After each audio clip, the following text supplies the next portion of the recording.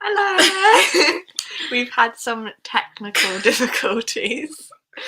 I've been using Google Chrome to do these for like the entirety of the time, and just today it's decided that I didn't have permission to screen record. So it's fine, we made it. The trauma. It really was.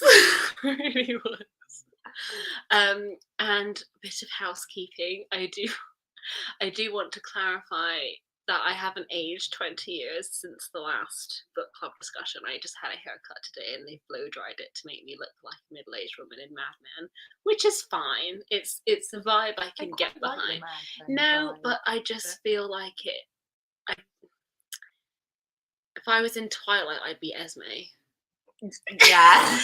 yeah. Like it's a very mum haircut. Like it's bouncy, and I'm like, oh my god, which is not really my vibe. So, but we're just gonna have to deal. And it's also sort of like the top bit. It's reminding me of Coconut Head from Ned's Declassified School Survival Guide. Did you not watch that? What's that? Ned's Declassified School Survival Guide. It was a show on oh yeah, you didn't have Nickelodeon. It was a show on Nickelodeon, and there's just a character called Coconut Head. He has really shiny, smooth brown hair to like here, but I feel like the top part makes me look like that. Not like that guy from Shrek. Lord Farquaad. I'm glad that no one's here yet because we're just talking nonsense. Yeah, if you're just tuning in now, you've not missed anything. Just me talking about Lord Farquaad. I think it's right. Should we wait a bit longer or should we just dive in? Have you done the tweet? I did a tweet earlier. Oh, okay. Yeah, it's fine. It's fine. All right, should we get started? Oh. What we're supposed to do at the same time. There we go.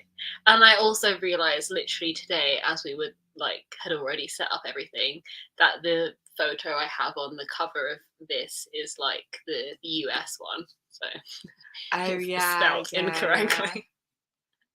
But this is Love and Colour, high five, by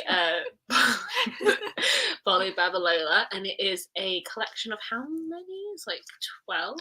Yeah. I just made that up. Yeah. Are we counting? No.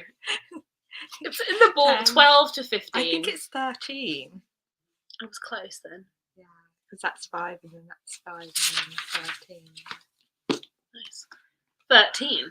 A collection of 13 short stories all centering around love, and they all draw on sort of mythology from things that we know. So there's some Greek mythology inspirations in here, and then also ones that are a lot lesser known, so like Nigerian fairy tales and other sort of lesser trodden paths when it comes to myth retellings. And then 3 new tales as well that are like modern day. Well, a few of them are modern day. So yeah, this initially came on our radar obviously because our focus, Jesus Christ, I had too much pasta. Our focus here at Briar's Book Club is to highlight, women and stories about women with also a magical, mythical twist. So this was, destined to be right up our street. And also not only looking at women, but also diverse women as well. And I think for the most part, I don't know how to phrase it. I think for the most part, I was entertained enough to finish it. Yeah. I think if I didn't have to read it for book club, I would have still finished it. But there were a couple of the stories in here that I think once you get towards the middle and the end become quite repetitive in the way that they are structured. And obviously we'll go into that in a bit more detail. But I would be really interested to see if any stories stood out to you, because I often find that really difficult when it comes to anthologies and also poetry collections, is that you read it as a whole and then you get to the end and you think, I can't remember a single one that really grabbed me. I don't know if you had that as well. Yeah, I mean, I quite often, it depends on the collection. If it's a collection of mixed authors and stuff, I don't necessarily read it start to finish. I dip in and out of different ones. But I read Shirley Jackson's The Lottery and Other Stories, and like I was like, that's how you do a story collection, because everyone, like virtually everyone, was like, you know, stood out. Yeah. Or the bloody chamber. Or the bloody chamber, exactly. Yeah. And that's the thing. Like, I think those sort of collections, they have a definite synergy in terms of genre. And I guess the one linking factor here is the romance. Yeah. And then the things that make them different is that some of them are set in modern times, some of them are not. Some of them are, you know, more traditionally set in their sort of mythic roots. And I thought that was interesting to see how you respond to different ones. And I think we agree that the modern ones didn't hold our attention quite as much, but we liked kind of the ones with more kind of magical energy to them, I guess. Yeah, because also that demands a bit more from like the language as well. So I think we're ready to dive in. We know, you know us, we have our slides. Our infamous slide. Oh, I could have had this up the whole time because it's on like the intro page. That's really annoying. It's a pretty intro page. Thank you. Apart from the image that's incorrect, spelt incorrectly, and that's so stupid as well because I've typed it out there. It says February, love and color, and it's like, anyway. Right. So let's have a little scroll down to the first story, which is Ocean. So this is the story that opens the collection, and it's the one that I guess sort of sets the tone for the rest of them. And B, you have a lot more comprehensive notes than I do about who Ocean was. Oh no.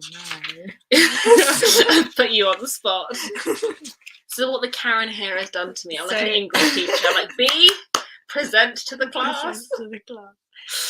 So apparently she was a river deity, goddess of divinity, femininity, fertility, beauty, and love. And she was, I guess, like what they call their kind of deities is like a Orisha, a spirit that plays a key role in the Yoruba religion of West Africa, and sent by the supreme creator Odumer. I hope I've got that right because I'm also reading my handwriting. So to assist, and sent by the supreme creator to assist humanity, and spirits are incarnated as human on earth. So it's a kind of general kind of deity that it's based on, and obviously in this modern day retelling, she's a swimmer, and so we open with Ocean, obviously I mean, it's not hard to make the connection ocean, water, swimmer. I mean, again, that's the thing that I found sometimes difficult with the stories, is that the links were quite tenuous. Like you can sort of see what the original story is, and it's not really been adapted that much. I sort of didn't feel like it had changed enough to like merit a retelling. But again, I haven't read the original so it's hard to tell. But so in this new retelling, we're following Ocean, who is a swimmer, and she is in a relationship with Sango, I believe his name is, but he's not being very faithful. He's a bit of a naughty boy, and he's sort of, you know, having relations with other people, and they're at this party, this sort of end of term. I think it's sort of set on their high school ground or like academy or wherever they are. And she's dancing and, you know, bringing out all these moves. And then this other guy notices her from across the room. And I think this is the first time that I got a taste as well of how much Bolu Babalola will employ rom-com tropes. Like the whole, like seeing someone across the room, love at first sight. And this is something that I think we both struggled a little bit with, in the sense that obviously they're short stories, so the love sort of has to be love at first sight, has to be insta love, has to be like that instant connection. Whereas I think both of us, just in general, because of I guess who we are as people, you know, we take quite a long time to build up, you know, connection and trust with new people. So I think I always find that in not just this novel, in every single novel where they employ that sort of trope, I do find it really hard to invest in that, because I've just never experienced that, and I find it quite difficult to I guess relate to that. But not everything has to be relatable. But again, it is that sort of, you let it sweep you away because it's a rom-com thing, but I did feel a little bit at a distance because I just felt like, oh well, that would never really happen to me.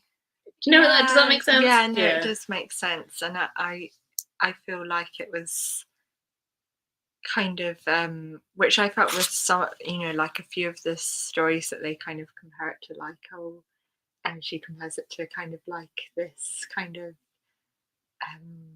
godly experience, and I found that quite hard to kind of see, like, or like enlightening experience with, you know, love. And I kind of found it quite hard to see like what was different, say, like how they felt with their lives before, because they like quite often they have like, you know, strong ties with families or like friends, and then it's kind of like, oh, this is completed for life. And I find that quite a hard trope to kind of understand, I guess. No, that makes sense.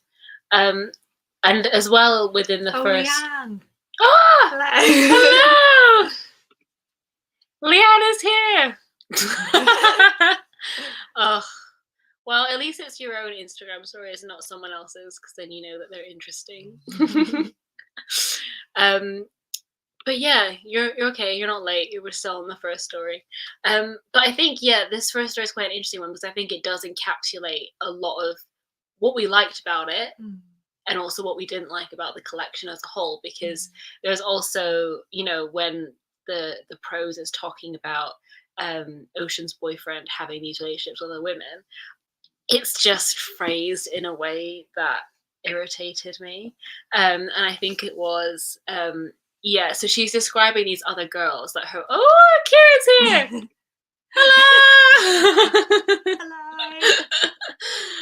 Hello. So what was I saying? Yeah, she's describing these other girls that her boyfriend's having relations with, and the quote is, they were just iterations of her splintered into lesser forms. Yeah. And this is a trope that comes up consistently within a few of the other stories, of this like not like other girls sort of othering, and this like, you know, comes like along with the insta love thing. Yeah, it's like she's girls. The most beautiful one in the room, and she feels so confident in herself, and obviously that's great. Like, you want stories that center women that are confident, that know that they're beautiful and attractive, and they feel good about themselves, by putting down other women. Yeah, exactly. And I feel like it was quite an odd thing, because I feel like, you know, like I was watching an interview with her, you know, with the writer, and she was like, obviously I felt like that was not her intention.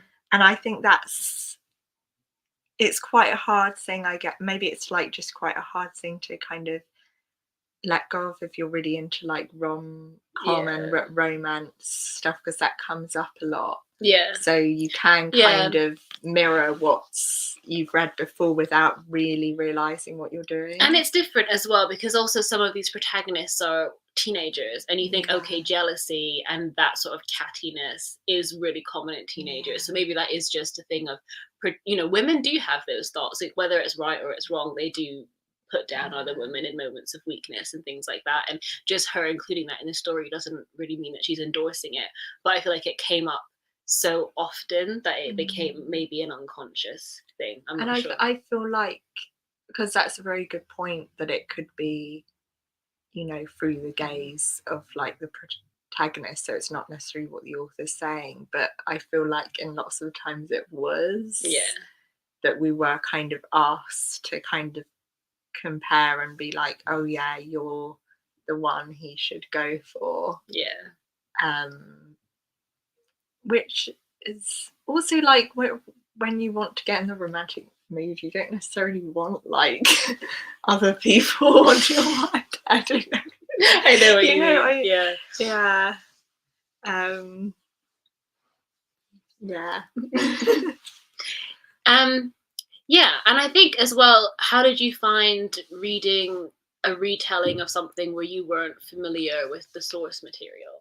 Because I think when we read Pandora's Jar, another one that we've obviously done with the book club, and we were quite familiar with a few of those figures, and maybe that enhanced the experience. Like, how did you find reading this where you weren't as aware of what tropes were being inverted and what she was drawing on?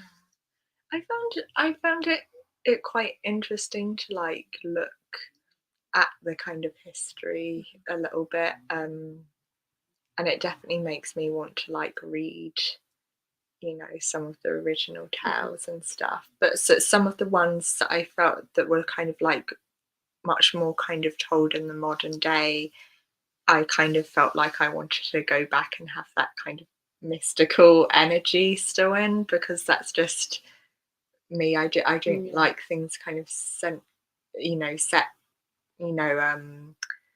well, it's not necessarily that I don't like things set, you know, in contemporary world, but I like kind of magical realism, and so some of the tales she does keep that in, and some of the tales it's very much kind of, you know, that's kind of taken out, and it's everyday.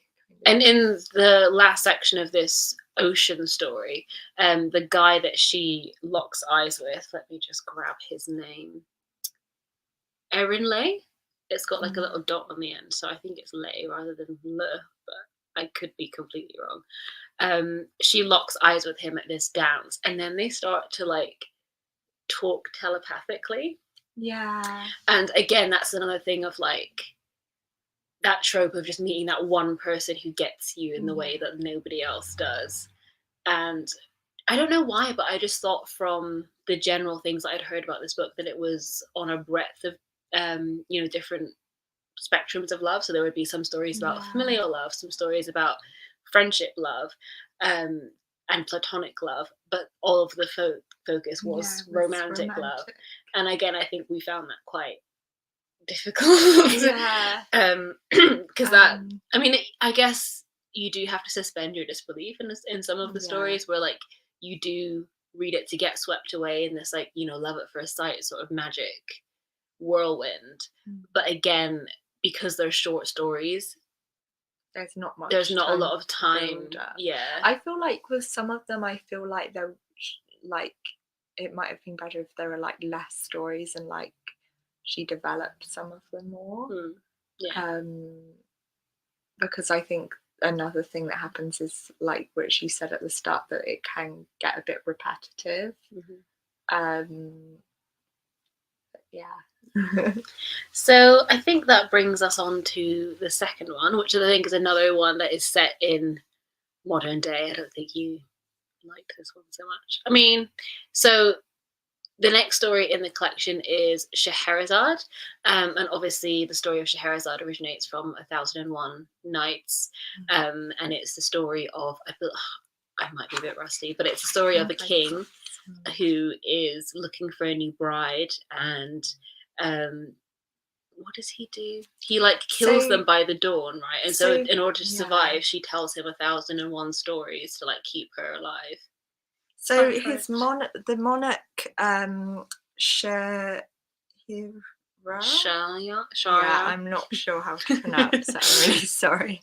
The monarch discovered his first wife was unfaithful, and so as revenge marries a virgin each day and has her beheaded the next morning before she could dishonor him. Eventually there are no virgins left of noble blood, so the political advisor offers his own daughter, Scheherazade. And she keeps herself from her fate by telling stories for 1001 days. And by the end of her storytelling, the monarch has fallen in love with her. So when she's telling stories each night, she would make sure to not finish it. So and be like, oh, I'm so tired, I have to go to sleep, so we'll have to continue this tomorrow. So he would keep her alive. So it's quite a sad story in a way, but it ends happily. But then you're also like, would anyone All the really virgins want to be? died. Yeah. And this is one where I guess I sort of struggled a little bit to see how it was linked to the original tale in a way. So we follow this couple, which is Scheherazade and Shire, the in the classic story, who was the king, but obviously in this retelling they're just a normal couple, and they've been together for 1001 days. And you sort of begin with a sort of vague allusion to their relationship, and then we flash back to like their first meeting and their first fight, and I believe she is like a political strategist or something, and he does something in the similar field, so they don't really they know that they really shouldn't be together. But there's a kind of almost Romeo and Juliet aspect, isn't there, that there's they're kind of on opposite sides, so shouldn't really be linked. And also I think she is quite kind of non-committal, or like not like quite kind of not non-committal, but afraid to like let her open her heart. And and I've put that my kind of thinking behind it was that with the so they start having a casual relationship, and then she kind of starts telling it, kind of obviously develops, but they can't really admit it to each other or to themselves, especially her. But she starts telling the nights, and ends up being 1001 nights that they've spent together. And I put it's kind of linked because she's kind of telling herself lies about their relationship and what she wants to keep her from a heartbroken fate. Because if she actually admitted that she liked him and opened herself up, there's like the chance that she might get heartbroken. So, and that however during this kind of fake casual relationship they actually both fall in love. So and which I quite liked, but the ending just like bit of a car crash. It was a bit of a you didn't acknowledge what I said. because he's I forgot how he actually gets in the. I think it's just the way that the story is framed is that we begin with a second person POV, and it's Scheherazade's voice referring to a you, which we assume is her boyfriend, but we don't actually know. And then we get the confirmation at the end of the story where she's talking about you were in a coma and I miss you. I remembered he was in a coma, but I forgot how he got in a car crash. So that's right. And there was some weird sort of like conspiracy maybe that is like suggested that because they were in a relationship he was targeted by somebody, but again that's not really, that's kind of what the ending kind of not ruined it, but I quite liked the idea of them like this kind of developing casual relationship turning into something that they both weren't expecting. But I found like that kind of like when that happened I lost my kind of suspension of disbelief, and my kind of I was just like, oh, I felt like it wasn't really needed, I guess. I mean, I don't know what that it doesn't have to be religiously linking back to the original tale, but it doesn't really have much basis there unless she's making a comment on the fact that when she finally realizes her feelings it's too late, and therefore tell the people that you love that you love them, sort of message. But then it's just a bit sad, really. It is a bit sad. But life is sad sometimes. Yeah, that's true. I think this is the one story where it does have a sort of sad ending, because I think she did say in her author's note at the end that the whole sort of rationale of this collection was to uplift women and have these celebratory stories from these parts of the world that we don't celebrate and are under represented in modern day fiction and fairy tale lexicon. and romance fiction, and I think it's one of the only stories where it doesn't sort of all tie up happily by the end, which is interesting. But I agree with you that if it was going to be a sad ending, it could have maybe been a little bit more, I don't know what to say, grounded in reality. It feels boring because we just said it didn't have a sad ending, because I feel like it was like one where I quite liked the development. Whereas like for me personally, some of the others were like quite fast. Like we've said, like kind of love at first sight. And I like this one, but then it ended badly.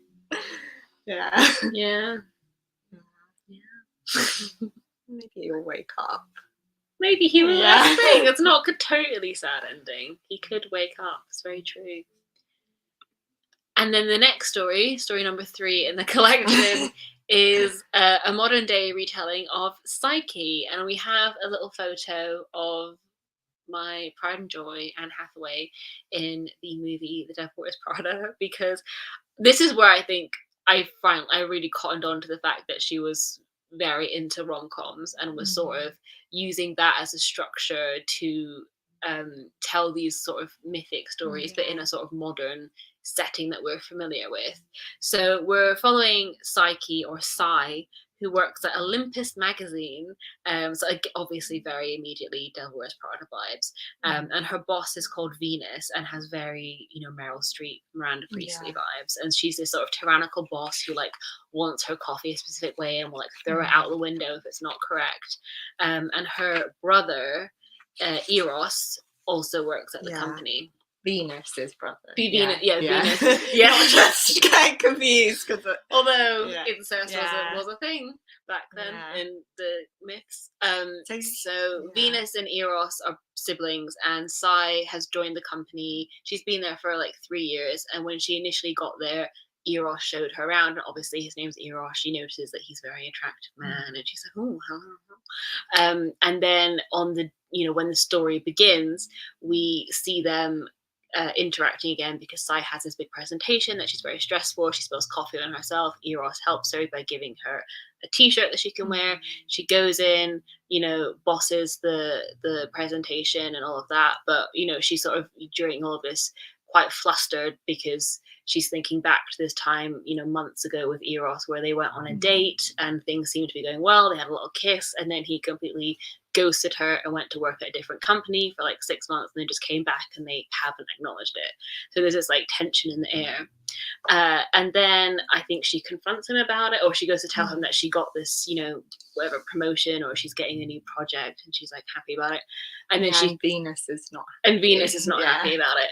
And then it all gets revealed that Eros says, "I really liked you, I enjoyed our date, but my sister, didn't want us to be together because it would be a distraction, and so ordered me to like go and work at this other place, otherwise she would fire me and fire you and all of this, and I've just quit because I love you, and mwah." And then it's happily ever after. And this was giving me very much Devil Wears Prada. Also, How to Lose a Guy in 10 Days, the one with Matthew McConaughey. But like, that's that was Matthew McConaughey. No, what am I thinking of?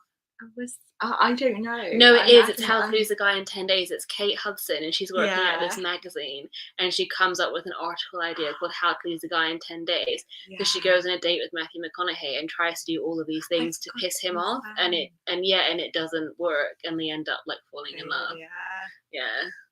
But I've got some. Just looking at my face. I can keep talking about Matthew McConaughey. I can waffle for about Matthew McConaughey for a while. I wrote down some of like the kind of inspiration for this story, and obviously it's like Greek, Have I spelled legends it right? and yeah. Okay. Yeah.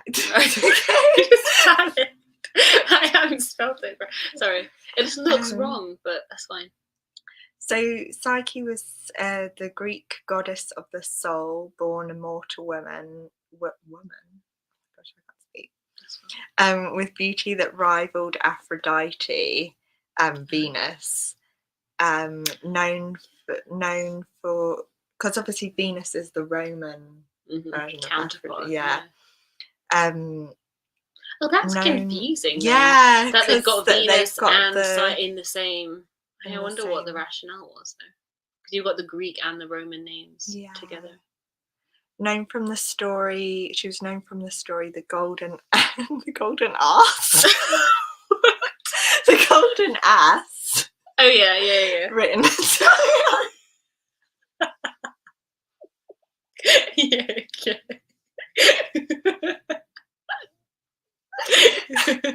Written by sorry. Let me see. Written by Lucius Appius in the second century. I hope it was The Golden Ass. I'm sure it was. So Aphrodite sent her son Eros. So it's also like slightly confusing because they're mother-son rather than it's different variations. Eros to make her fall. To make him fall for a hideous person. Wait, what? Sent her son Eros. Oh, okay. No, she's sorry.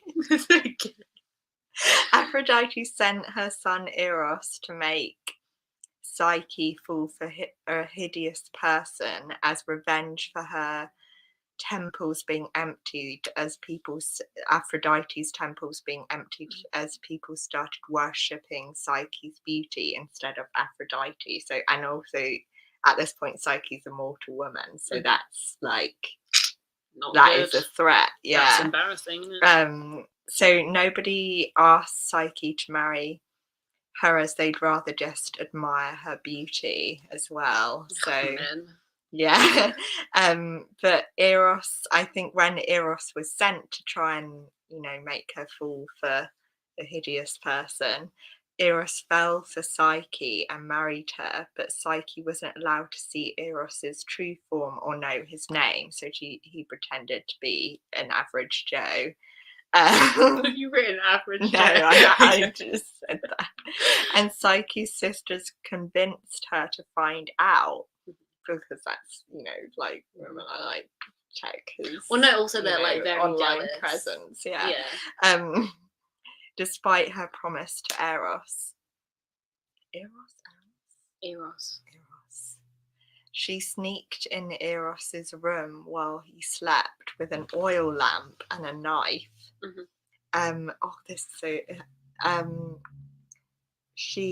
Hot oil from the lamp that she was using to sneak on him, but drops on him and wakes him up, and he runs to Aphrodite, who made Psyche face 4 trials for her betrayal. On the 4th she died, but was brought back to life by Eros and taken to Olympus to become the goddess of the soul, because he kind of regretted making her die. So yeah, that's the background. And I think also like modern retellings of Beauty and the Beast and stuff draws on those tropes a lot.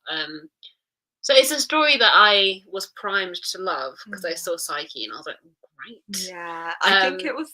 And I'm trying to think because it's the one that you look at the little list in the front of what the stories are called, and I was like, oh, I'll like that one because I like that story of Psyche. And this is so strange because I love Devil Wears Prada, I love cheesy rom-coms, and I love Greek myths, and I'm trying to figure out why this story did, like, the merging of the two didn't hit the spot in the way that it probably should have for me. But again, I think it's coming back to, I find it difficult with the length of the stories to properly invest, and maybe that's just a me problem. If anyone watching who's like read the book this month, like what did you feel about reading the stories? Did you feel like there was enough build up, or have you had like a lot of experience? Because I haven't really had a lot of experience reading romance in general, as well as short story collections of romance. And we would love to hear from the floor. But yeah, no, I found it quite, because I just thought, like, I don't know, I just feel like an office building is like a really, it's just not as nice as Olympus, is it? Like, I think that's what I struggle with, like the sort of, because when I read books, I'm quite visual, and I think I just struggled to invest, which is weird because I watch rom-coms that are set like in those places, and it's fine. But I think, you know, when you go into a rom-com, you know what you're getting. Whereas with this, I wasn't quite sure what I was getting, and then by the time I figured it out, it was over. Yeah. No, this one I think was like one of the ones where I feel like the kind of magic from the original story kind of was just like gone a bit. Yeah. And I think this comes up in a few of the other stories as well, this sort of attempt at creating conflict. So obviously there's a conflict between Psyche and Eros that, you know, he ghosted her for this month, but, you know, it's fine actually, because he was in love with her the entire time. And so I feel like in order to get you to invest, there are these sort of conflicts that are set up, but then they're resolved very quickly. I know that's hard, obviously you've got a limited amount of time, you can't have them drag on, but I just feel like a lot of the sort of stuff that was designed to build the tension, like that conflict between them, just wasn't really a conflict, because it was just a misunderstanding, and it got cleared up very quickly, like within the, you know. Then again, I suppose that is a big trope in romantic comedies. It's like the moment where there's like a miscommunication. So I guess for me going into it, I thought it would be kind of like we said, that there would be kind of different kinds of love explored, and that it would maybe lean more into the mystical, but it definitely leans more into like romantic comedy. And that's not necessarily like one of my favorite genres. And I can sort of see the rationale behind it though, is like, you know, saying that like our equivalent of, you know, these grand epic love stories from like Greek and Rome and old fairy tales, our modern version of that is just meeting someone in an office building and then you click, and that maybe is just as valid as these, you know, magical stories. Kind of. I mean, I think that's probably the thought behind it, and I can appreciate that. But I do like the magic stories. So yeah, I think I struggle with this one, but I think the next one, if I'm correct, was one that worked for both of us. Yay! I really enjoyed this story. So this one is derived from, I believe it's what is it called? It's called Ituin and His First Wife or something. Let me double check.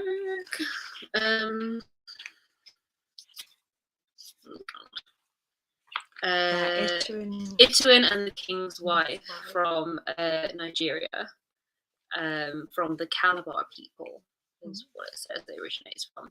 It's in the back bit. So yeah, do you want to? I feel like I've spoken a lot. So it's. Rowan has to know it. The magic makes the high emotionality feel more real than an office. That is very true. That's the thing. Like, I do find it easier to believe in, you know, being swept away and instant love if there is a magical basis for something in the story. Like in stories like Cinderella, where, like, you know, she's being turned into a pumpkin and stuff. Like, okay, like it makes sense that she falls for the prince because it's magic. Yeah, because also I guess it's like you can suspend your disbelief a bit more if it's kind of unknown to you, but then an office building, like we've all been in an office building, if you know what I mean. Like, I know what you mean. So we both liked this story as it felt kind of it felt kind of more like mystical, and kind of more what we were kind of, I guess, hoping for in the collection. And I wish like this had been even longer, I guess. But so it's Ituan and he's kind of almost like a Robin Hood. Is stealing items from the marketplace, and he catches the eye of this woman, which is Adams. Yeah, and she's the king's newest bride. Yeah, and she's kind of, you know, so he kind of catches her eye because he's like, oh, that's a fancy person, and then later kind of like is kind of intrigued by, they have a kind of communication at one of the stalls, which kind of makes him think, I guess, oh, she's, you know, not like other girls. But like, well, it says the story opens that you know, Ituin like knows the scent of wealth, and I think that's what draws him to her, is that she's this wealthy woman bedecked in this, you know, glorious outfit. And I think he does initially see her as, I was going to say, not like other rich people. Hi, Shannon's here. Hello. You don't have to apologize for being late. You know, we're not teachers, even though I look like one today. So not like other rich people. Not like other rich people. And she is different, to be fair. Yeah, like she you know, does genuinely care for. Yeah, so her backstory is that like everyone in the market thinks that she's this like slutty girl because she danced very erotically for the king, and then he was like, I must have her as my 7th wife. But she just wants to save her family. So her family's in financial basically they're in a lot of debt. And they're about to get evicted, and I think, you know, she realizes that if she, you know, earns the king's favor, that her family will be safe. And so she sort of keeps up this facade of like just this shallow girl who likes jewels and money and riches, and she's the only one of the king's wives that are allowed to go to the market, I think. And you know, with this freedom, she sort of scouts out men she wants to sleep with. Yeah, so people that because she's in this loveless marriage, and she's kind of had to be put in it because of, you know, she didn't want her family to die, basically. So she, you know, picks up people, and she meets Ituin, and kind of they have a kind of bond that's, you know, kind of from this start, but it's kind of from the start, but then you also, like, unlike some of the others where it's like first love straight away and then you don't see the kind of after, you do kind of see the after. They start kind of having you know, kind of, she has this kind of cave which is like her kind of own space and her kind where of she only takes her own lovers. space where she takes her lovers, and also like just, you know, has stuff that she can't like be seen, you know, like books and stuff that maybe she couldn't. Leanne says we're like a super cozy podcast. Yes. Thank you. But yes, and with slides. Yeah, with slides. I'm very proud of the slides. They take a long time. I like that picture a lot. Yeah, this is from Pinterest. Pinterest saves my life. And yeah, so she takes them to her kind of cave, slightly yonic. Oh, there you go. And do you want to explain what yonic means? Oh yeah, yonic is basically like a word for, it's kind of like phallic, but for vaginas. Vaginas or vulvas. So I think it's like an Indian word for vulva or vagina. So Atom takes Ituin into her lover cave, and I think they're only meant to meet once, but it sort of keeps happening. And then one night they get word that, you know, the king's men are coming, and that, you know, they've been, you know, they've not been caught, but they're suspected. So Ituin has to collect his stuff and run. And then she says that she'll send word when it's safe. And then he basically doesn't hear from her for a very long time. And then like years later, he's got a stall at the marketplace and has kind of got his life kind of, there's more kind of stability in it and stuff, and he's making kind of art inspired by her, isn't he? Well, yeah, he carves out the leopards that Yeah. he first wanted to buy at the store where they meet, I think. Yeah. So that's how I think she finds him later, is that she hears word of like these amazing figurines. And then she shows up. She's also at this point like sorted out. I think the king's out of the picture, or you know, and she's kind of I think kind of developed their community and you know and stuff, and so they're both in the place where they can kind of start up their love. And she shows up with again. their son. Yeah. An important point, which we forgot because who cares? No, I'm kidding. I just don't like children. So she shows up, and then they live like happily ever after as this little family, which I like, because this one again is one that spans multiple spans time. It wasn't just a like because I think I guess like the problem with some of the others where it felt too quick, it's because it's based in like a night, or like you're kind of there like, well, it's meet cute, isn't it? Yeah, it's kind of like you're there for like what's it called when it's like a film or a book or something that's like in the time that it's chronological. No, I've forgotten. There's a word for it. If it's like a play that's set in like real time, or like a film that's set in real time. Does anyone know? It's like that film Victoria that they filmed like all in one. I guess take. Just continuous time. I don't know. Yeah, I think there is a word for it though. This is irritating. But yeah, so I felt like some like they weren't quite like that, but like I think just set in real time. Yeah. I think that's and but then I kind of like the ones which are kind of more, you know, you can tell that there's been like time developing, and I think that's quite a hard thing to do, and I think she did it well in this one as well. Yes. And so we move on to story 5. How many have we done? This is number 5. Yeah. So, oh god, I hate this slide. I feel like this is not my best work. I apologise to the Briar Book Club. This is not my best slide. But this is the story of Ya, and I believe it is derived from, let me see.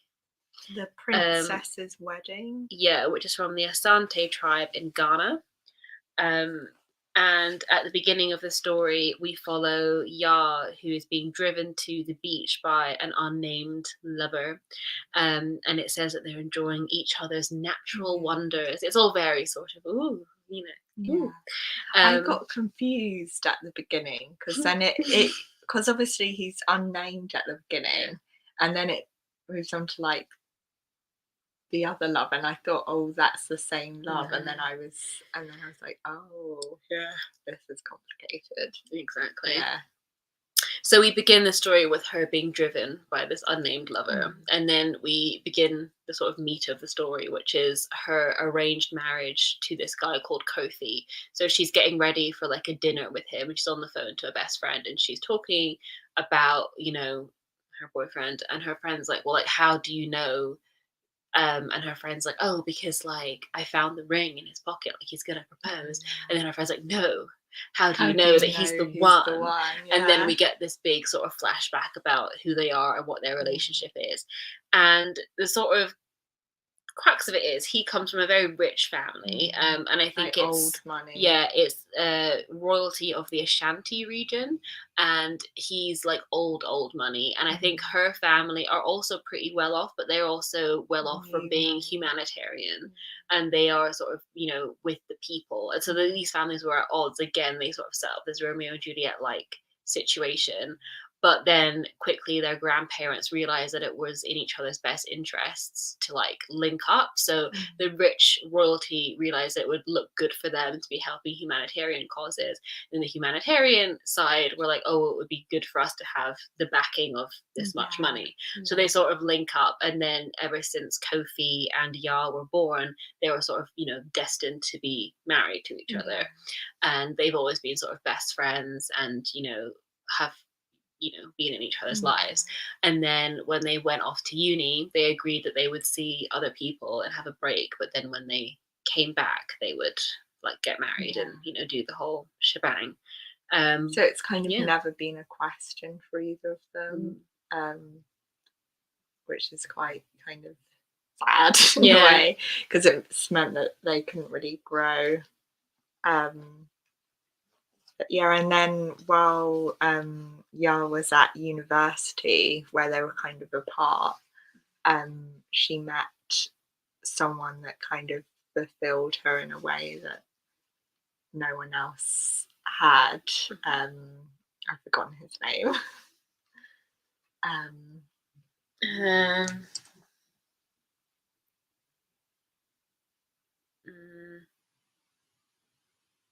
Adri. I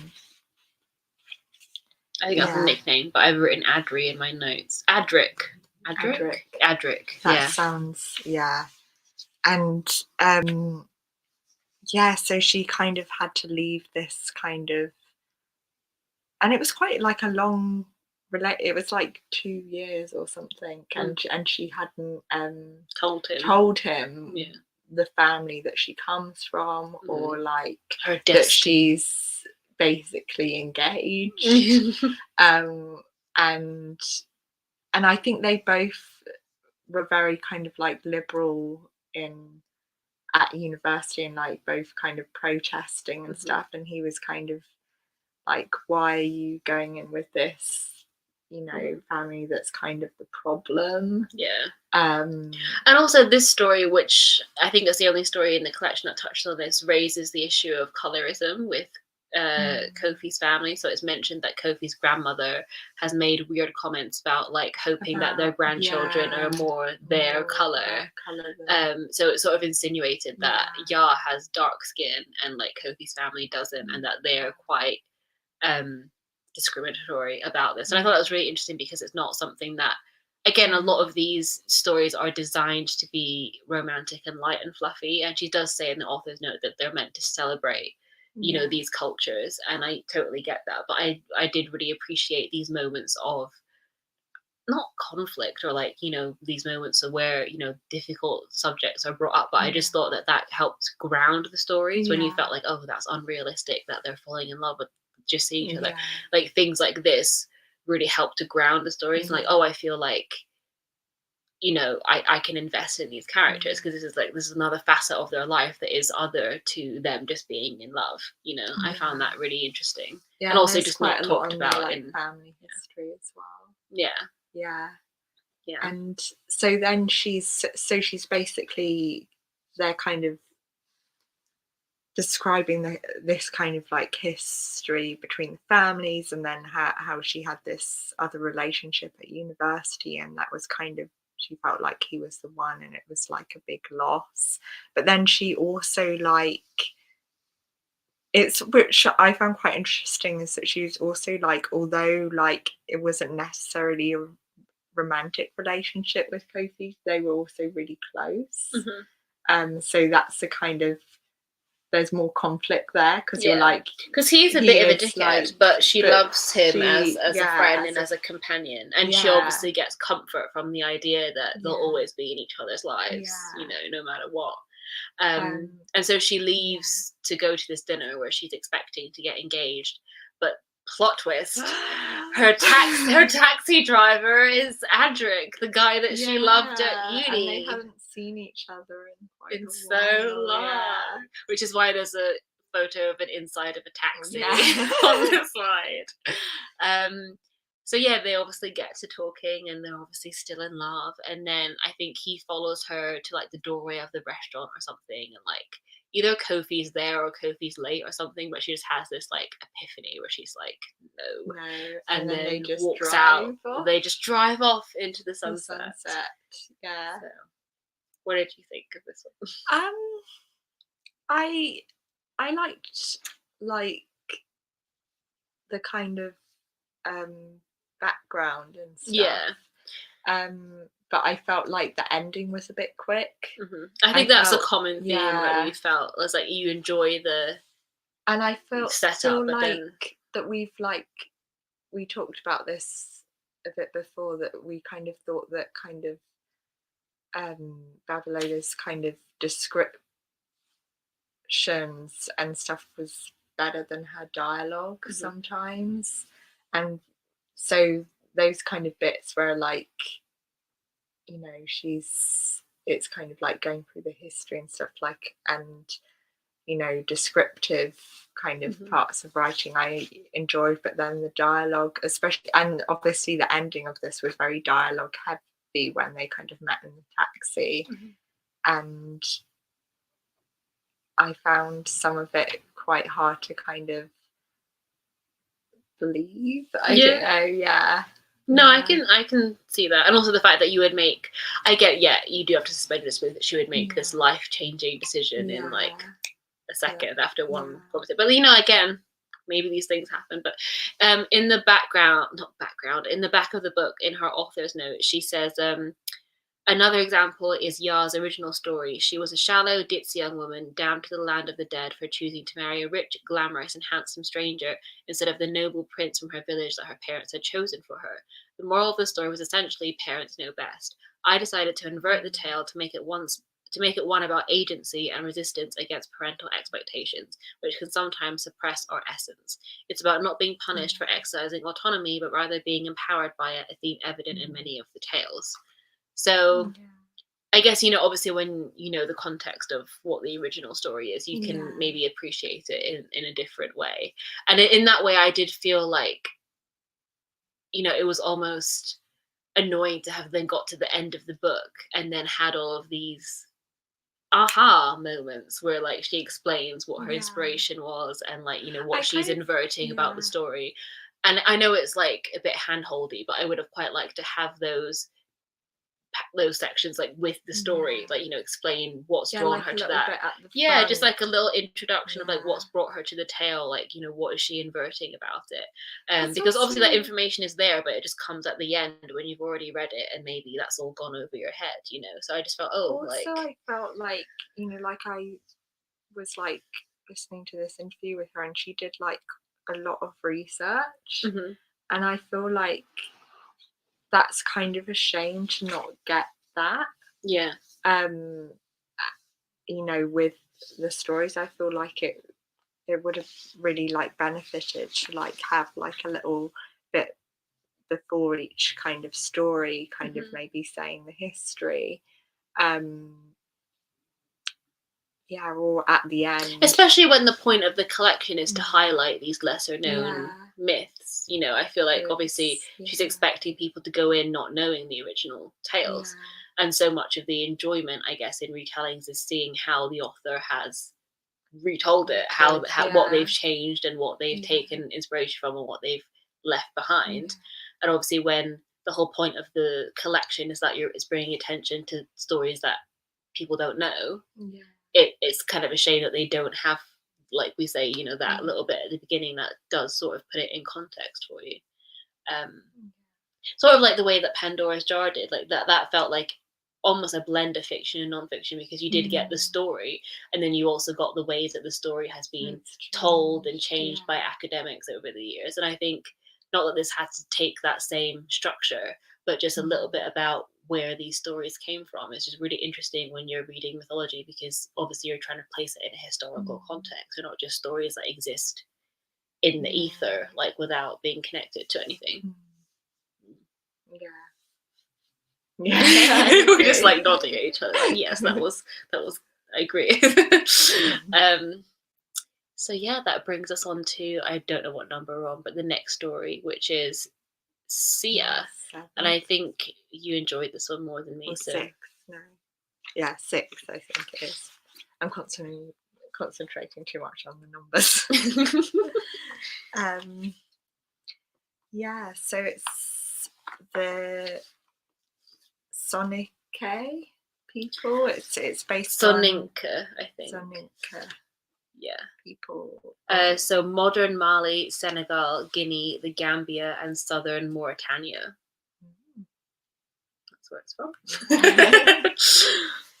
So it's, and I think she said in the back that Sia is, in the original tale was kind of a helpless virgin, that she kind of transformed her role in this story to be a leader, a leader of a kind of army, I guess, that's kind of trying to defend her people, basically. And she has a relationship with, well, it's kind of I guess what kind of drew me to this one is that there being kind of more kind of, I guess, story wrapped around the romance, and also that it was,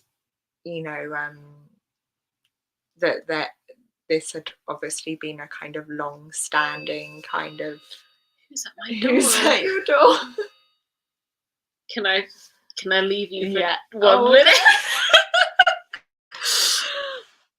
It's probably like Domino's for upstairs. Oh no, we've had this already tonight.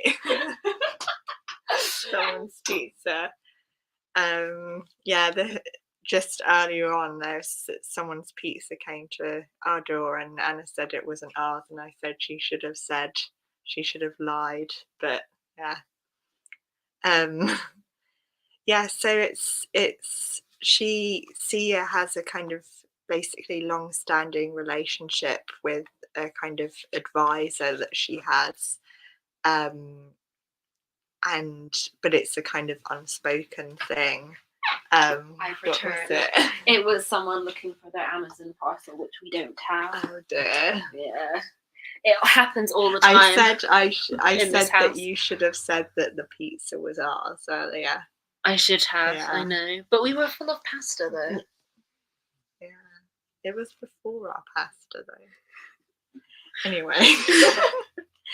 I was saying that Sia, has this kind of, I guess, two-way kind of feelings with this kind of advisor on her, kind of.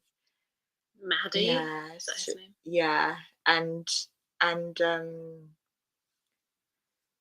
that they kind of both don't feel like, for a long time, both felt like it wasn't the right time to tell each other, or to like, I guess, invest in something that's just like for them and not like for everyone. Yeah. Because there's a lot about like Sia kind of having to be there for everyone, and that she kind of feels like it's selfish to kind of let herself, have something just for her, I guess. Yeah. And yeah, so yeah, and it's another one that I like enjoyed, and then the ending was yeah.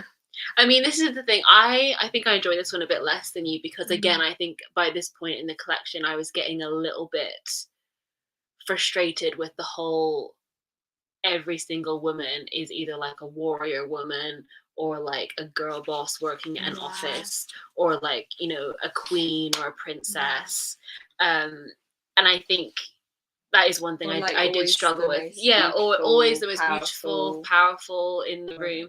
And I understand that, again, it's about celebrating women, but also I wish it had been less attached to beauty. Like, women can be powerful and confident without them having to mention how beautiful they are all the time. And also, you don't have to you don't have, I felt like, oh gosh, slightly oh gosh, do you have to be the most beautiful woman in the room, and also the most powerful, and have your life together, be ready to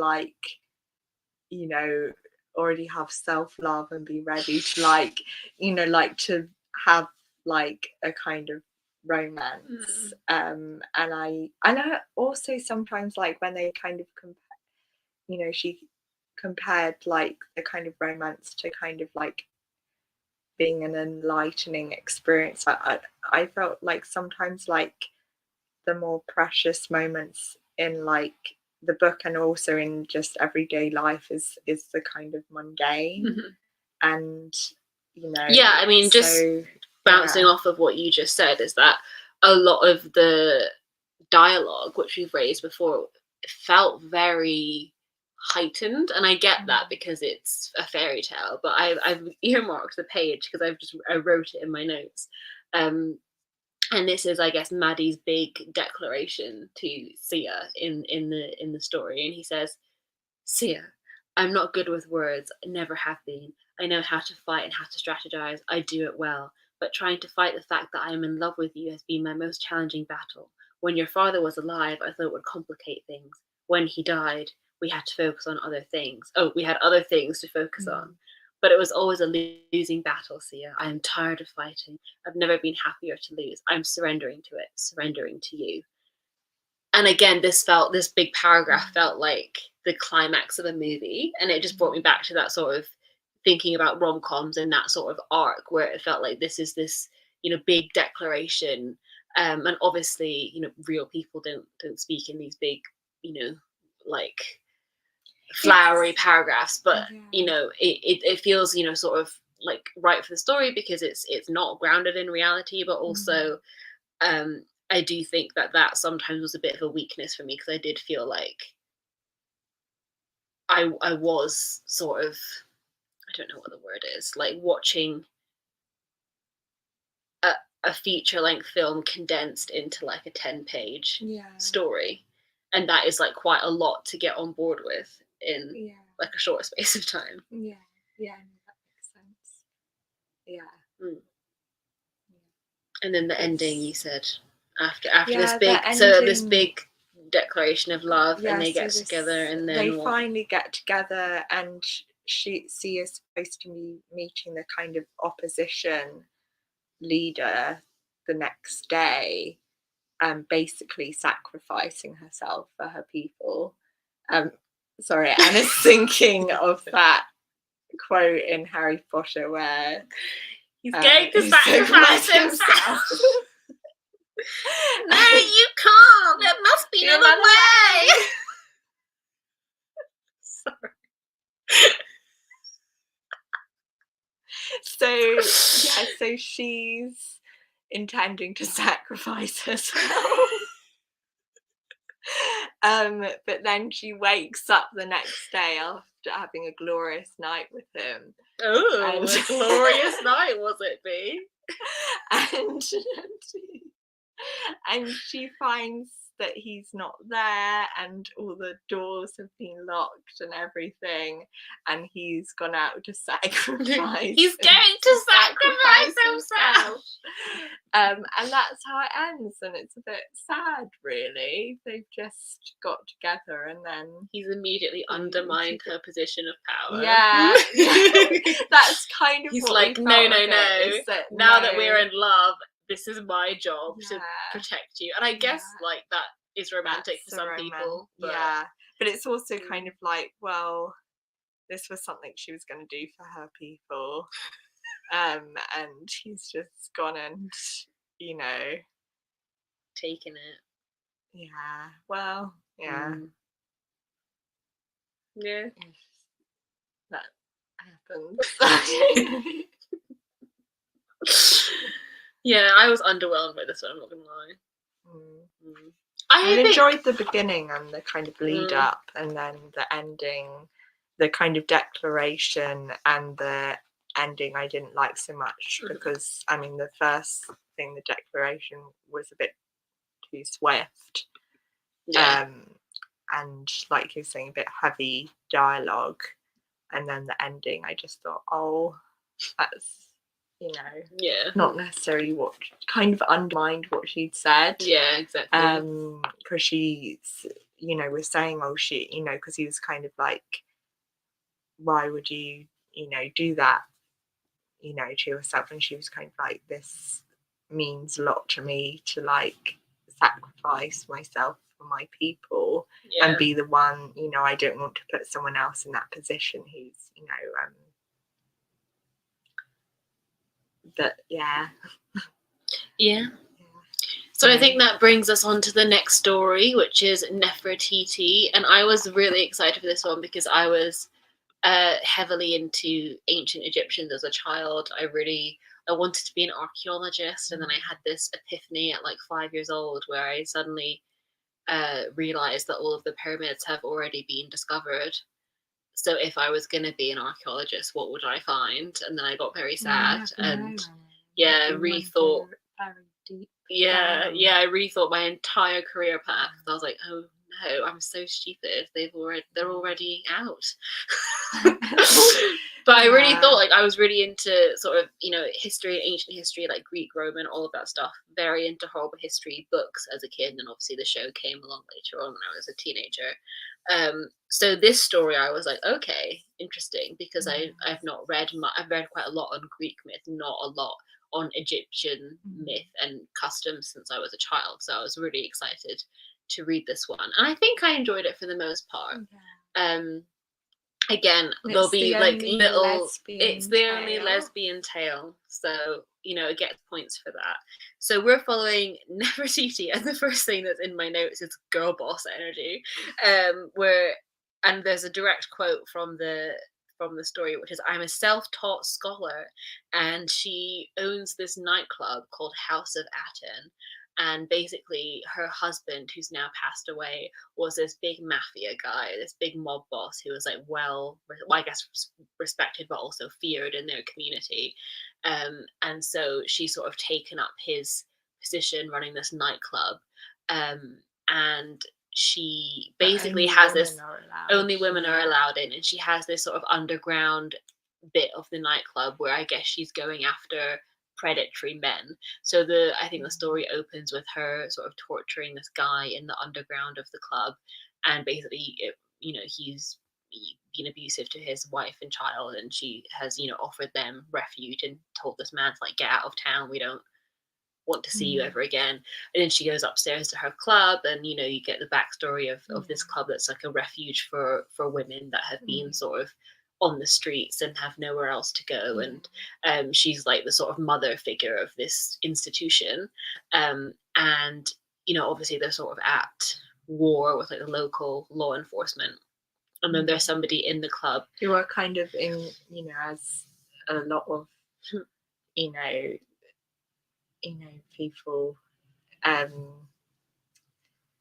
groups that are supposed to help the community, they're not kind of doing anything to help the women who, who are fleeing violence and all of that. So Nefertiti begins to suspect, I think. Well, first of all, she sees this sexy lady across from her in the club, and she's like, ooh, is this a lady that I want? She tells her best friend, I think it is, to like go and not like get her for her, but like to go and tell her to come over. Baz, her best friend, because she has this sort of routine where like her best friend will bring someone over to her booth. Like Nefertiti doesn't go to them. Like she lets them be brought to her. But then this woman like won't be brought, and she's like, oh, like playing hard to get. She's not like swooning over me. So Nefertiti goes over to this woman, and they start to have a chat. Sounds so unsexy. They start to flirt a little bit with each other, and I think it becomes clear that this woman is like an undercover cop and is like not very good at hiding it. And then they kind of they argue a bit about of positions. So obviously Nefertiti is very like scathing about the fact that this woman's chosen to be a cop and it's like on the wrong side, and then it becomes clear that her best friend Baz has been violently attacked, and then is like bleeding out on the floor, and then the cop what's her name? Ma?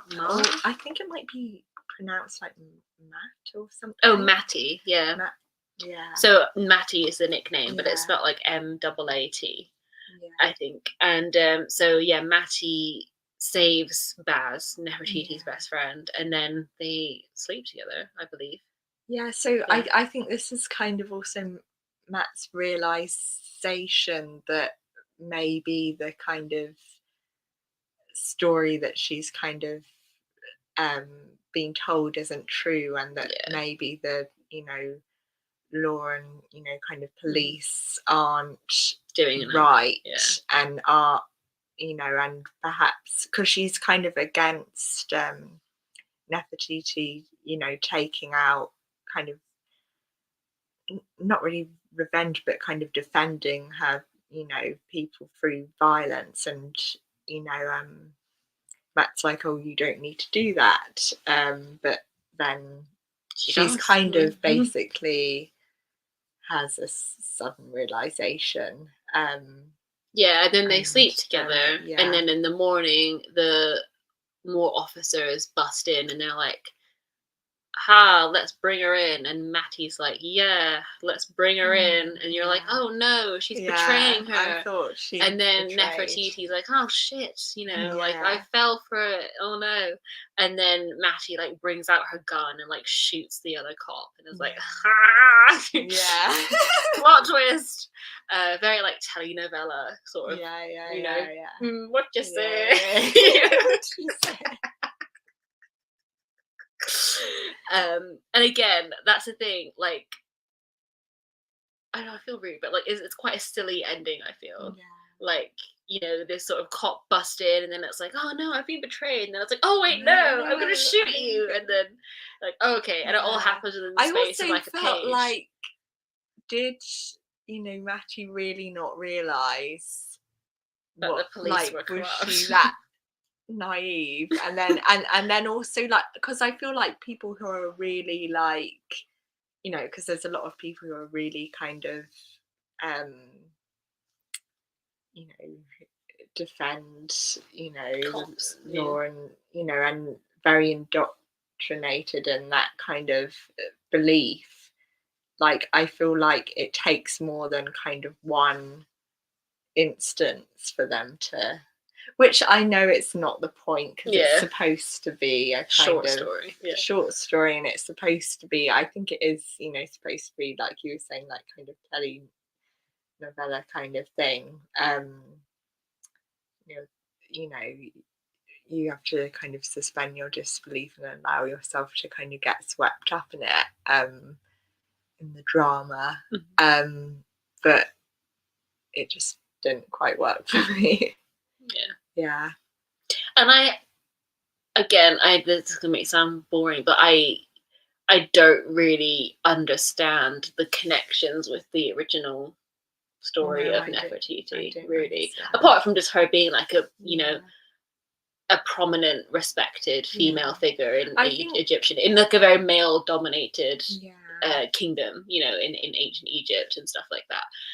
But then, and I think Babalola herself writes in the author's note that some stories are more linked to their original ones than others. So maybe this is one where she went quite a different one's inspiration in the, like, because on some of them, like in the author's note at the end, she like wrote a paragraph on like why she changed some things, but I don't think she did that with that one. So I think it's one that sort of, she's maybe just taken the figure and the name and made a new story out of it, which is fine. But I think for me, as someone who was looking forward to it, because I'm big into Egyptian like mythology, it was a little bit disappointing. And again, it's another case of like, this woman is the coolest, the most fearless, like the mafia lady boss. Maybe we're just like not cool enough. Well, uncool people fall in love all the time. Yeah. And this is, I don't know, maybe I'm just being cynical, but I don't know if I'm like, I think the word empowering has been used in a lot of people's Goodreads reviews about this book. And I just don't know if I feel empowered when I read stories of strong women, because I just feel a bit inadequate. So I think it maybe just doesn't work on me the way that it does for other people. I don't know. Put it in the chat if you're still with us. Like, how do you feel? Do stories of strong women empower you, or is it a bit like we've had enough because we lived through the Hunger Games Divergent era of our teenhood, and we're like, I mean, we've I had guess enough the of strong women. Let women be Yeah. weak and lame and just normal. Yeah, I mean, I guess the only thing I can say is like, I guess maybe it's more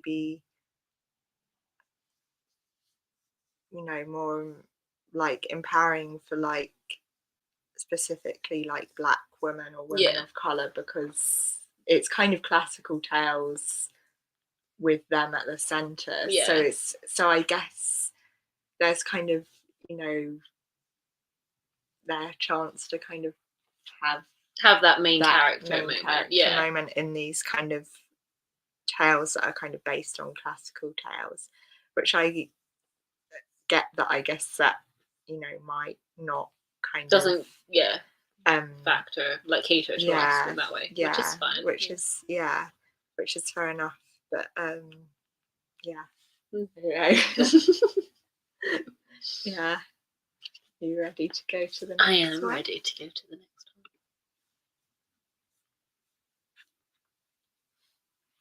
And the next one is Naleli, and this is the one. This is the teen one, yeah. and we open at like a teen pool party. And I was like, "Oh, we're in my area of expertise now." I enjoyed this one, which is predictable as hell because I love a good old coming of age story. I also like another one where it's not like a kind of meet cute. Yeah, it's they've like known a each other for years. Forming relationship that's just kind of taken its time, and also kind of like halted a bit because of miscommunication. So this is from the original story called How Kosi Chose a Wife, which originates from Lesotho, and she's written about sort of what the original story was. So Naleli's story, for instance, was originally from a tale entitled How Kosi Chose His Wife, within which the heroine is a woman whose extreme beauty was hidden by her parents with a cloak of crocodile skin to protect her from roving eyes. While hidden in a bush, extremely creepy, Kosi spies on her washing in her pool, disrobed of her crocodile skin, and proceeds to fall in love with her and selects her as his bride. In the original story, the woman has little consent and the prince is predatory.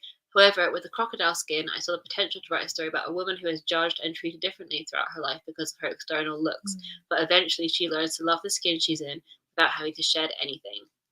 And so what she means by that is that in Naleli's story, she has vitiglio, which is a sort of a skin condition where like parts of your skin have lost its pigment or they have too much pigment. So there's a picture of it on the screen, and so because of this she has been sort of mocked by her peers in school, but one person who never mocked her was this guy Kosi, who they've been friends with for years. He's like the popular guy. He always invited her to parties, but then once his friends started making fun of her, she stopped really wanting to go to these parties, and he feeling didn't left really out. I guess like have the maturity to know what to do in that situation, because he kind of could see, because he was like popular and like everyone liked him. He didn't really, I guess it's at that age when you like you're still kind of maturing, it's hard to put yourself in like other people's shoes, or realize that like what he's like present in isn't always how people are acting, you know. So people around him, would kind of be very cruel to her when he was not there. And the structure of this story is fairly simple. So Naleli's best friend has convinced her it's this like final pool party of the school year, and obviously Naleli doesn't feel self-conscious about going. She doesn't really want to, doesn't feel welcome, and then she goes and she ends up talking to Kosi, and they end up sort of apologizing to each other because they had a fight years ago about the tensions between them, and this other mean girl who's like, I don't know, his love interest or his like sort of on-off girlfriend is like, oh, what is she doing here? Very, very teenage. Girl, I was like, yes, coming of age, living my best life. And then slightly very much like Angus Thong's Perfect Snogging. And the girl. I really want to watch that now. So it's Yeah, it is slightly like, you know, Georgia. yeah. Oh, Yeah. so good. I'm really gutted. So yeah, no, I liked this story because it's sweet, and again, it's playing on that thing of like there's not lots of paragraphs about how classically beautiful she is or about how her skin condition, you know, makes her like ethereally beautiful. It's just she learns how to just be comfortable.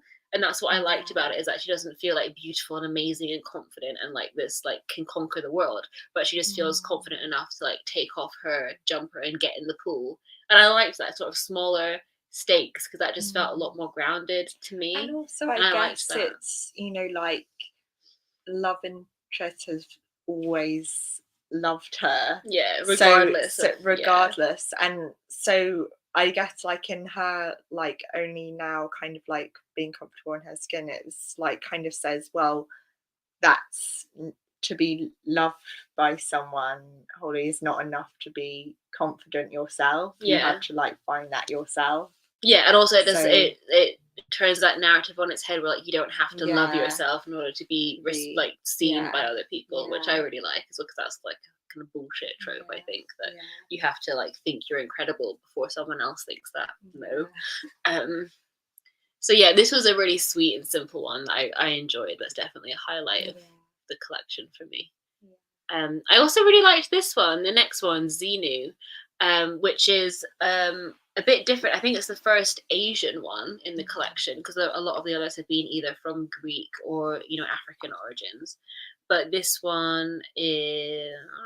It was originally the cowherd and the weaver girl. Yeah, and it just says from China and it's, in the back. Yeah, and it's, I think it's, originally it was like 2 stars personified.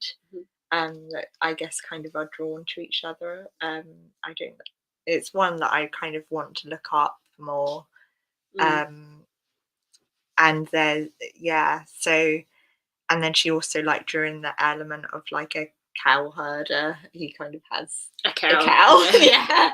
But she explains in the back, actually. Let me just quickly and so she kind of took this idea of 2 stars personified to like be like, you know, one of them is a literal superstar, or kind of emerging. So this is what she said in the explanation. So the original story of Xenu is called The Cowherd and the Weaver Girl, in which both characters represent stars, and incidentally is another story in which a man walks in on a woman bathing naked in a pool.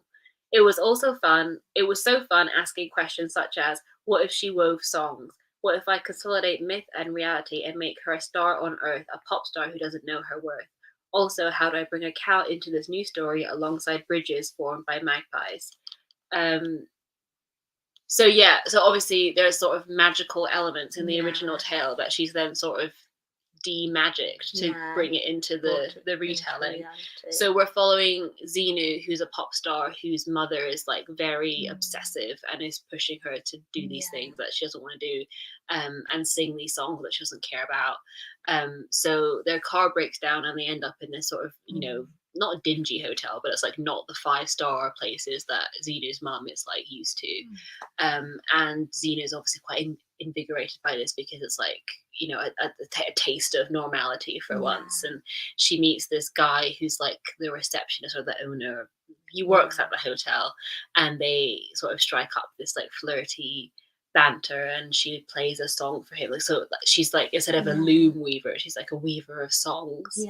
And it's like the first, like, because usually when she there's like a lot of points made about like the songs that she sings like in public and performs are like ones that are written by like 40-year-old men who kind of want to bang her, and are kind of like sexualized and stuff, and kind of just not her at all.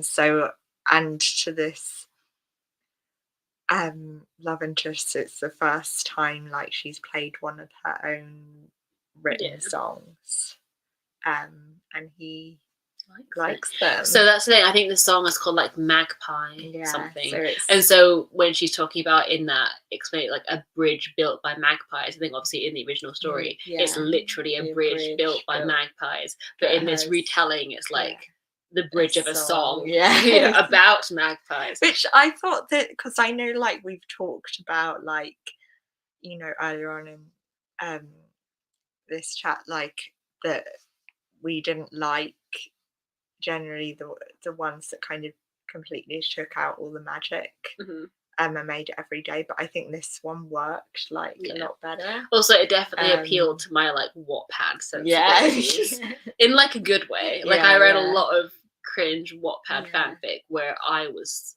famous. Yes. Well, like not me, but like the main character was famous. You know how you can change like the name, like your name to your name, and it definitely appealed to that whole sort of like, I'm a tortured like pop star, you know, and the fact that like he doesn't really know who she is, and it's like, it's also there's a Disney Channel original movie called Starstruck that I was also very obsessed with, and it has the guy from Sunny with a Chance in it, and he's playing a pop star, and then this everyday girl like literally just bumps into him, and he's like, oh please don't scream, and she's like, why would I scream? And he's like, wait, you don't know who I am? And then they fall in love. That's literally every Wattpad. I know, but it was like pre One Direction era. It was like 2012, 13. I mean, maybe that not. Would have been One Direction era. No, One Direction were like, maybe 2012. 2010. That's the year they were on X Factor. Oh God, I'm so old. I'll look up when Starstruck came out. I think 2011 was their first album. Oh yeah, shit. 2012 was their second. Because it was during the Olympics. Because they were in the Olympic parade. Yes, they were. Like the opening ceremony. I around as a fangirl that summer. Like I came in the autumn. Oh, okay, autumn girl. No, I mean like that's when I started listening to them. Yeah. So yeah. I was in on the ground level. Yeah, I know. I know. I voted for them on X Factor. Didn't win. I know they didn't win. Third. They came third. Yeah. Anyway, got a bit sidetracked. I don't know if you have anything else to say. We just enjoyed this one. We liked. One thing that I kind of thought is that I liked the kind of setting, that it was like at night time. It was at this kind of out of in the middle of kind of. And it made sense because she, like, obviously we said that the Insta-love sort of was irritating, but in this context of, like, her only having a certain amount of time before... They don't go, like, oh, I love you at the end, do they? It's just kind of... She just meets him and they have a little kiss. Yeah. But also what I liked is that in a lot of the other stories, there's no sort of reason for them to fall so quickly. Whereas in this one, she only has a certain amount of hours before she's like whisked off back to her like pop star life. So I guess she goes out with the intention of like wanting to make the most of this time. So you can sort of believe it a little bit more that like she would launch into this thing with this guy. Also, you can kind of see that she's not had any romantic experience. I think it says that she's not had time for to have any romantic experience. So and that she's singing about all the stuff that she doesn't know about. Yeah, so it's kind of like a special kind of first time in a way for her. So yeah, this was a good one. And that brings us on to Thisbe. I enjoyed this one. So I knew the story quite well of Pyramus and Thisbe, which is the classic of like two lovers meeting at a crack in the wall and like getting to know each other that way and falling in love. And the way that Bolu Babalola has reimagined it is that we're now in a college dorm room. So again, coming of age vibes, and there's a crack between the two dorm rooms, and in one of them is Thisbe and the other one is Pyramus, and Pyramus is like really irritating and it's like playing loud music all the time, and Thisbe's like coming through the crack. Yeah, coming through the crack. Thisbe's like, I'm trying to study. Having sex with lots of women, and that's so coming through the Thisbe crack. hears, well, one, the sex, but then two, when, you know, Pyramus cuts it off with these like short-term lovers, she hears the women like coming back to the apartment and like banging on the door, like begging him to like open up, and she's like, I'll never be one of those girls.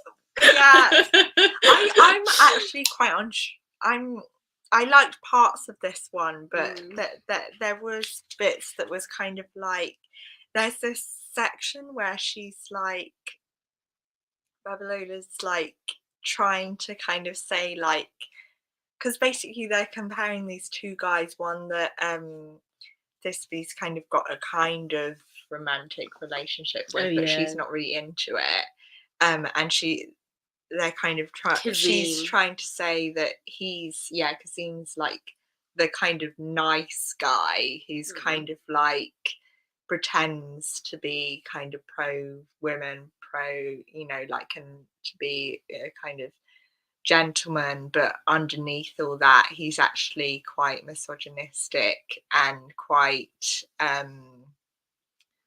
you know, just out for himself, really. And but that, you know, they're trying to say that he's not like this, he's like he's a dick, but he's a truthful dick. So although he's a bit of a player, he never plays girls. But it's not like true. It's like, because you're like, if he wasn't playing girls, like why are they like upset all the time? You know, there's obviously some miscommunication there.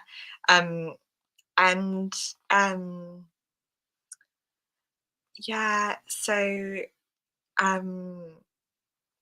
and yeah, and it's that she kind of tries to like persuade us to like, you know, be like, oh, any misunderstandings occurred only because, well, let's be real, sometimes women like to look beneath and behind words to find something that they would actually like to hear. He didn't blame them and he got it, but it did tend to complicate something that should have remained complicated.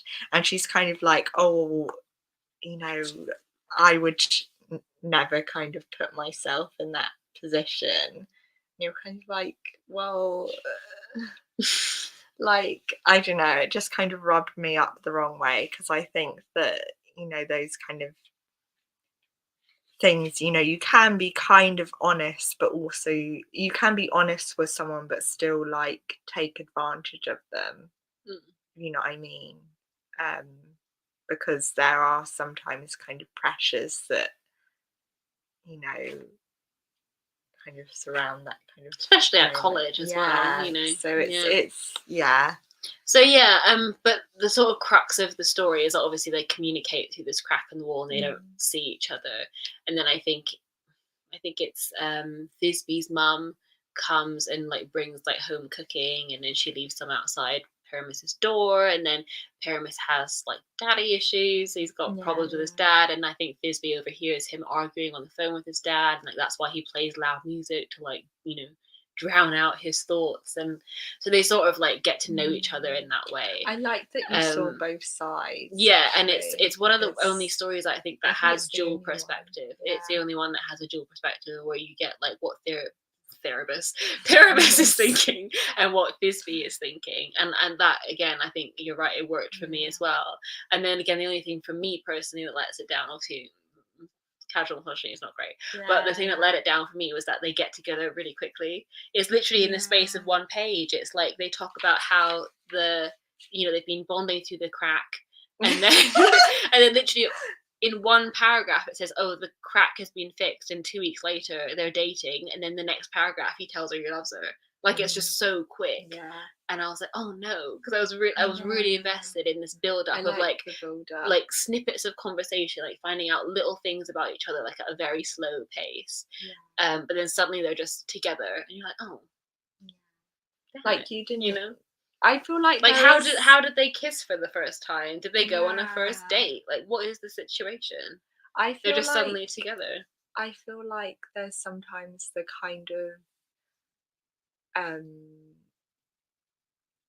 I guess pressure to make like a kind of traditional, oh, when they lived happily forever after. Mm.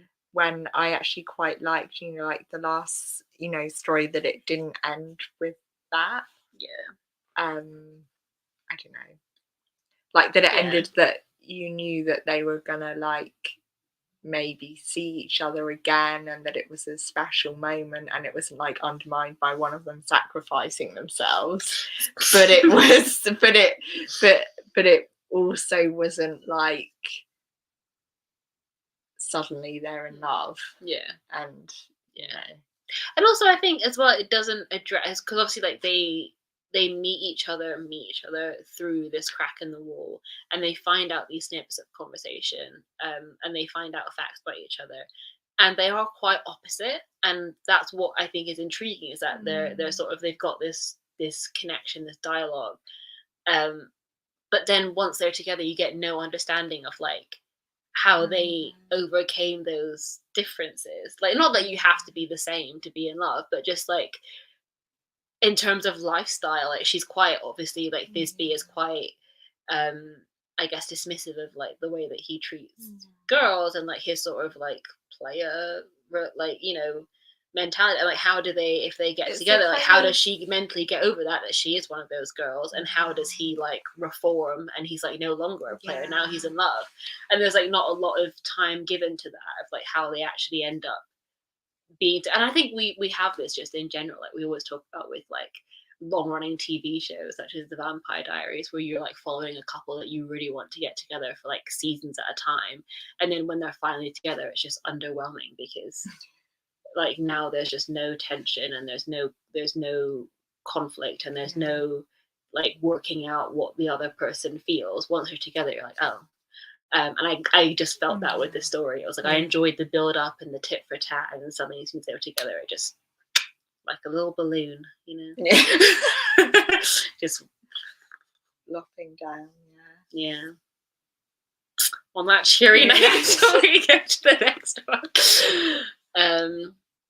We're on to the new tales. We're in the home stretch. We've been going for quite a while, so we should try and. I mean, I don't think we have that much to say about the new tales, so we can probably get through these.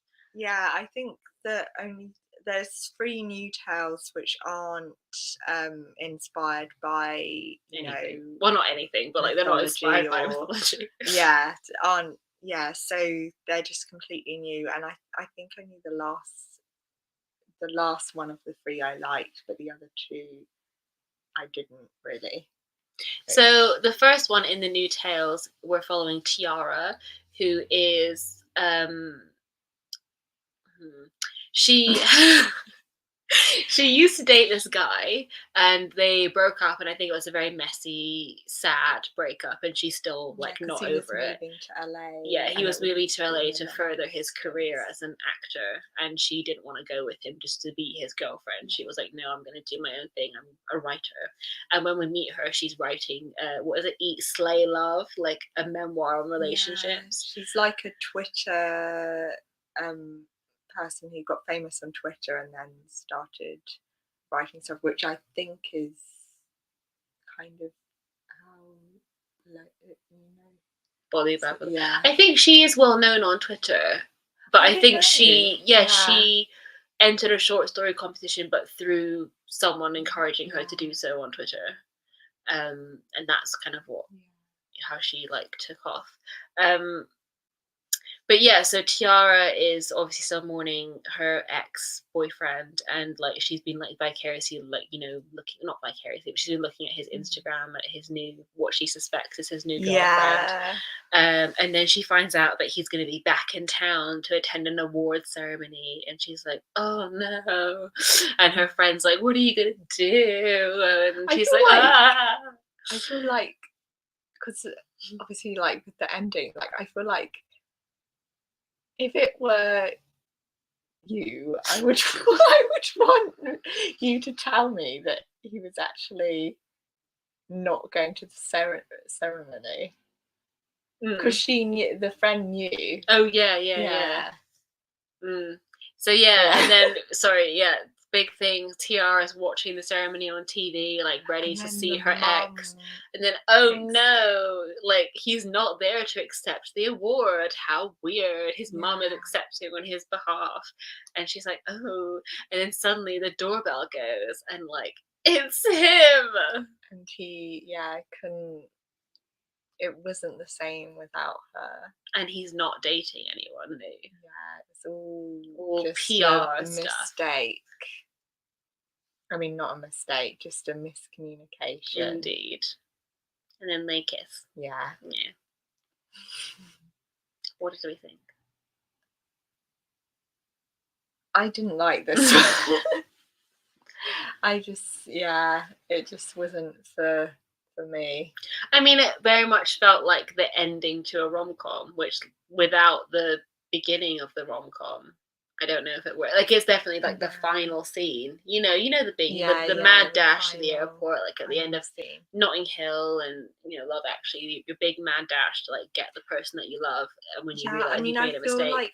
But again, without the context of like the first 3 quarters of the story, I kind of also feel like I read a lot of like Louis Tomlinson fanfics that were like this. That's so embarrassing. So I can't, I guess it was kind of predictable. Yeah, no, which is kind of the point, I guess, of a romantic comedy. Sometimes it does feel very wish fulfillment, to feel like familiar, that it is familiar, and there's a lot of tropes that happen again and again. But I think just for me personally, like, because I'm not such a fan of that, it just doesn't work for me so much. That's fair enough. Yeah. And then in the next one, we're following Orin. What's that one? Oh, the music. The music. Okay, yeah. So in this one, we're joining. Is her name Orin or is his name Orin? I think it's her name. Yeah. So there's a lot of names that we have to remember. So we're following, I believe it's Orin. He's going out on a very bad date with this like finance guy. He's like this banker from London, I'm guessing. Raphael. Yeah. And they're meeting at this bar, and like he's just saying a bunch of like irritating stuff, and then this other guy across the bar like starts sort of like snorting and laughing at this guy, and then when he sort of like asks her at the end of the date, like, oh, like, do you want to do this again? And she very strongly is like, no. But then he's quite persistent, and then the other guy who was laughing before swoops in and is like, yo, mate, she said no. And then they have like a sort of brief like beating chest moment, and then Raphael like goes off in embarrassment, and then Orin and like the guy who was laughing at her bad date start chatting, and like finds out that he works at like a record label, and she's photographed some of his artists on tour, and so like they're both on the same level. Yeah, he knows her work and he's a fan of her, and then they like arrange, I think, to like go on a date or something. Yeah, so it's kind of like she's on a bad date, and then like she finds a better one. But he's on a bad date too, with a girl that's kind of a caricature, or like the girl that's on the date is very like with him is very like feminine and like feminine. That's kind of made fun of. Yeah, that she's wearing like a tight dress and heels, and like got her hair done, and she's like flashy. I think at one point she describes her as like the personification of like candy floss, and it's kind of a bit not like the other girls again, because she's then Orin's like, oh, I'm wearing like, just like, these trousers and a tank top and like, a kind of jacket, and just very cool casual, and it's kind of like, like it was literally one of those moments where, like it was always like really popular around like, kind of 2013 Tumblr, where you'd see like, and it's kind of slightly self-deprecating humor, but it's also slightly misogynistic and like kind of I'm not like the other girls. And it's kind of like when they had the photo of like a girl really dressed up in makeup and very femme, and then they're like, oh, other girls, and then there's a picture of a girl who's kind of like a bit, her hair's a bit, you know, scruffy, or like, and she's just like derpy or something, and then it's like me, and it's kind of, there's a slight edge of, you know, well, I have personality and I'm different, you know, like that, like image of like all the sort of Barbie girls on like the conveyor belt, and it's like society, and then it's like me. I remember those memes very well. I don't even know if they count as memes, they're just annoying. But yeah, I mean, I quite like the trope of like, you know, going on a bad day and thinking you've wasted your time, but then, you know, something unexpected happening. I liked that, but again, I just thought slightly tinged by the sort of like internalized, like, oh, this girl that he was on a date with is stupid kind of thing. Which I guess, like, I mean, maybe it balances out because she's also on a bad date with like a bad guy. So like there is shit in both dates, but I don't know. Yeah, I know what you mean. I see why that irritated you. But I feel like the stuff against the guy that Raphael, or you know, whatever his name was like less about his appearance. Yeah, it was less about his appearance and that more he was about like talking over her, and that he was, you know, a bit of a Tory. Yeah, and just not really treating her well. Whereas this girl, like, I suppose that there was a little bit where, you know, he was, you know, the love interest was like, oh, I think she was only in it to kind of get a leg up in the music industry. Yeah. But prior to that, it had only been about her appearance. Yeah. One more. And that brings us on to the very last story, which is New Tales Alagameji. I think that's how it's pronounced. I could very well be wrong, but I gave it my best shot. And this story is quite sweet because it becomes apparent quite quickly that it's about Babalola's own parents and their love story and how they met. And she refers to them throughout the tale as prince and princess. So it is sort of borrowing a little bit from like the fairy tale lexicon. And it does feel like, you know, breathing sort of magic and myth into a modern love story, and that was set really nice. In the 70s, I think. And it's kind of just goes, it's a kind of long kind of build, which I always love, of, you know, as we've, you know, said, of her parents kind of knowing each other since children. There's like an interesting bit about how she says, you know, before they both kind of have a long distance kind of friendship, you know, before they're kind of separated for the first time when they go to university, they kind of don't appreciate the fact that their bond is so special, because it's like so natural and kind of has always been there. So, which I felt, you know, like, you know, because we've been friends since, you know, when 10, we were 11, 10. So so there's a point where like you don't realize how rare that is to like find a, you know, whatever kind of relationship, you know, special like a connection that you have, whether it's a love or friendship. You know, it's hard to like identify that at that age, especially when you haven't ever had been without it. And I really liked that kind of aspect of it. And when they're away, they start to do kind of love letters to each other, and that's kind of you know, she kind of Babalola kind of describes it as a kind of foundation to their kind of love story. And it's very sweetly described, and it also kind of becomes a tale of how kind of her love of love. Yeah, no, that's what I was going to say, is that I like how it then like founds her belief in love and true love, and that's really sweet. Like it's kind of like her origin story, if that makes sense. Like if she was a myth, that would be part of her story, which is quite nice. I liked how that also rounded out the collection of like, you know, it's sort of bookended, because at the beginning she has an introduction where she talks about how much she loves love, and then that sort of brings it back at the end, which is quite a nice way to finish. It was It's good. and it was also like with a lot of kind of beautiful descriptions and stuff. It was a very nice note to end on, which helps us now, because it's a nice note to end on. So yeah, thank you very much. This has been a bit of a long one because we had a lot of "Mom, stop texting me on my laptop."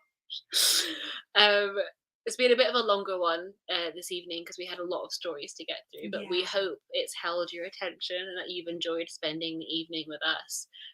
We've really enjoyed it, as we always do. But just quickly before we go, we're looking ahead to next month, which will be so pretty. which will be Gallant by V. Which is Schwab. a new release. Stressful because it was supposed to be released on the 1st of March, and I was like, oh, perfect, then we'll do it for March for Briar's book club, and then it got delayed until the 8th. Look at hang on, let me remove so painted sprayed edge. A spread. That's what Leanne says. It's a spread. It goes right round, and then there's a lovely cover, and then the inside is pretty too. Thank you for that. Blocking my face. It is very pretty. It's gorgeous, and they're both signed because I pre-ordered it like, oh god, as soon as I could get my hands on it, because I loved Addie LaRue. So as soon as this was announced, I was like, I got you back, Victoria. I'm pre-ordering it, so I'm excited. It's a gothic kind of coming of age. Well, Donielle Clayton, who's a New York Times bestselling author, says it's a haunting and beautifully tilled garden of darkness. Gallant unearths the shadows, webs of family history, the price of deadly bargains, and the secrets we guard, plunging readers into a triumphant tale that can't be missed. You can't miss it, so you gotta read it with us. I'm so excited. I'm probably going to start this tonight because I don't want to rush it. I want to savor it. You need to take off your sticker. Yeah, I do. The longer you leave those stickers on, the harder it gets. Oh no. No, stop. How did you do it? I did it straight away. It leaves more residue when it's still stressing me out. Oh my god, it's leaving residue. No. I told you take it off. Be careful, don't tear it. I'm not tearing it. It's the worst day of my life. What are you doing? Just do that. Okay. It'll come off in little bits. I'm so stressed. That's not that much different to how mine came off actually in the end. Really? You just saying that to make me feel... It slipped off a bit easier, but it did leave some residue, but it was like the kind that you can just kind of swipe off.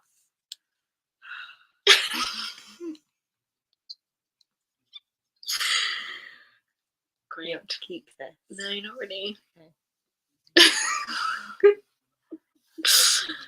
Also, it's beautiful underneath when it's naked. Look at that.